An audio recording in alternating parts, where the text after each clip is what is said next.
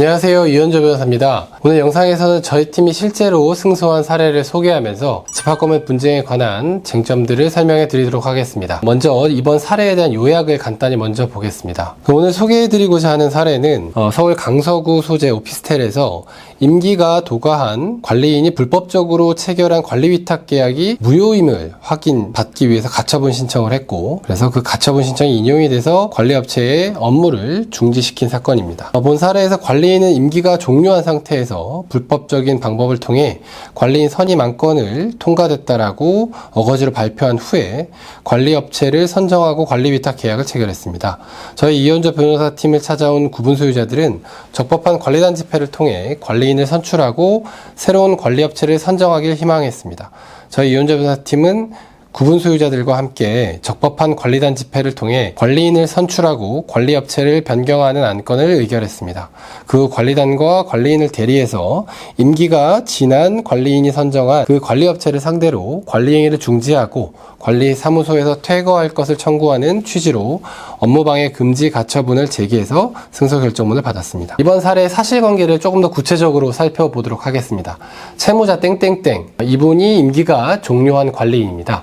채무자 땡땡땡은 20년 12월경에 관리단 집회 결의로 이 사건 건물의 관리인으로 선임된 자인데 22년 12월 말일부로 임기 2년이 도과한 상태였습니다. 채무자 땡땡땡은 23년 9월경에 관리단 집회를 개최해서 관리인 선임 안건과 관리업체 선정 안건을 의결하고자 하였습니다. 채무자 땡땡땡이 다시 관리인으로 선임되는 것에 반대하는 구분 소유자들이 매우 많았는데요. 그 구분 소유자들은 약 50%의 위임장을 받아서 임시관리단 집회의 관리인 선임 안건과 관리업체 선정 안건에 반대하는 취지로 의결권을 행사했습니다. 그리고 구분 소유자들이 행사한 의결권을 제대로 반영했다면 그런 안건들이 의결되는 것은 불가능했습니다. 왜냐하면 50% 이상의 위임장을 받아서 의결권 행사를 했기 때문이죠. 그럼에도 불구하고 채무자 땡땡땡은 관리인 선임 안건과 그리고 관리업체 선정 안건이 모두 다 의결됐다라고 어거지로 발표를 했습니다. 그리고 채무자 땡땡땡은 10월경에 땡땡 주식회사, 이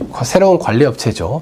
이 관리업체와 건물관리 용역계약을 새롭게 체결했습니다. 그리고 그 채무자 회사가 땡땡 주식회사가 23년 10월부터 오피스텔을 관리하게 되었습니다. 사실관계는 대략 이러하고요. 그럼 이번 가처분 소송의 쟁점 3가지를 설명드리고 다음 재판부의 판단을 보도록 하겠습니다. 첫 번째로는 임기가 종료된 관리인이 채무자 회사, 즉 관리업체랑 체결한 관리위탁 계약이 유효인지 여부입니다.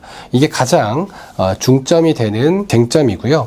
두 번째로는 채무자 땡땡땡 임기가 종료된 관리인이 채무자 회사와 관리위탁 계약을 체결할 당시에 적법한 관리인 지위에 있었는지, 즉 23년 9월 임시관리단 집회에서 관리인 선임 안건이 적법하게 의결되었는지 여부가 또 쟁점이었고요. 세 번째로는 건물관리 위탁 계약을 체결함에 있어서 관리단 집회 결의를 거쳐야 하는지, 그리고 이번 채무자 회사와 관리 위탁 계약을 체결함에 있어서 적법한 관리단 집회 결의가 있었는지, 이것이 또 쟁점이 되었습니다. 이제 법원 판단에 대한 구체적인 검토를 해보도록 할 텐데요. 재판부는 이 사건 관리위탁 계약의 유효성에 대해서 이렇게 판단을 했습니다. 같이 보도록 하겠습니다. 첫 번째로 채무자 측 결의, 그 임기 종료한 관리인이 개최한 23년 9월 관리단 집회 결의는 무효다. 그렇기 때문에 이 사건 관리 계약을 체결할 무렵 채무자 땡땡땡에게 이 사건 건물의 관리인으로서 적법한 관리 권한이 없다. 그리고 임기 만료된 위 채무자 땡땡땡에게 관리 계약의 체결에 관한 업무 수행권을 인정해야 될 급박한 사정이나 필요도 없다. 이렇게 봤고요. 두 번째로 이 사건 관리계약과 같은 관리업체 선정은 공용부분 관리에 관한 사항으로서 관리단 집회 결의가 필요한데 관리계약을 체결함에 있어서 관리단 집회 결의를 거쳤다고 단정하기도 어렵다. 그리고 비록 채무자 측 9월 관리단 집회에서 건물관리업체 선정 등 건물관리 현안에 관해 관리단 관리인 등 집행부에 위임하는 안건에 대한 결의가 이루어졌다고 하나 채무자 땡땡땡에게 이 사건 건물관리인으로서 적법한 관리 권한이 없기 때문에 그러한 위임 안건까지도 같이 무효다 라는 취지로 판단을 했습니다. 그래서 결론적으로 채무자 땡땡땡이 채무자 회사와 사이에 체결한 이 사건 관리 계약이 무효다 라고 보았습니다. 네, 재판부의 판단을 요약하자면 이렇습니다. 첫 번째로 채무자 땡땡땡을 다시 관리인으로 선임하는 안건이 상정이 되었고, 그리고 관리업체를 선정하는 안건도 상정되었는데요. 그 두 안건이 상정되었던 23년 9월 관리단 집회가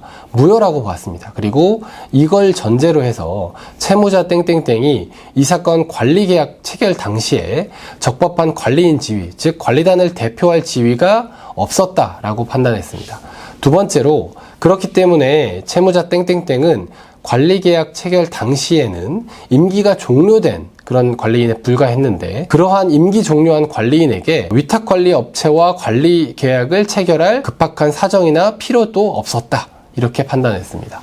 그리고 세 번째로, 관리업체와 위탁관리계약을 체결하는 것은 공용부문 관리행위에 해당하는데, 그래서 관리단 집회 의결을 거쳐야 하는데 23년 9월 관리단 집회에서 관리업체 선정 안건에 대한 의결이 적법하게 유효하게 이루어졌다라고 보기 어렵다, 이렇게까지 보았습니다. 이렇게 세 가지 쟁점에서 모두 재판부는 저희 이현재 변호사팀의 주장이 모두 타당하다라고 판단했고요. 그래서 채무자 회사에 대해서 이제 관리 행위를 중지하고 관리사무실과 방제실 등에서 퇴거할 것을 명하는 취지로 결정을 내려주셨습니다. 이번 사례에서 보신 것처럼 임기가 종료한 관리인이 위탁관리 계약을 체결하거나 적법하게 선임되지 않은 불법 관리인이 위탁관리 계약을 체결하는 경우가 현장에서 사실 매우 빈번하게 발생하고 있습니다. 이런 상황에 처해 계신 분들께서는 오늘 소개해드린 사례를 한번 참조해 보시면 좋겠습니다. 감사합니다.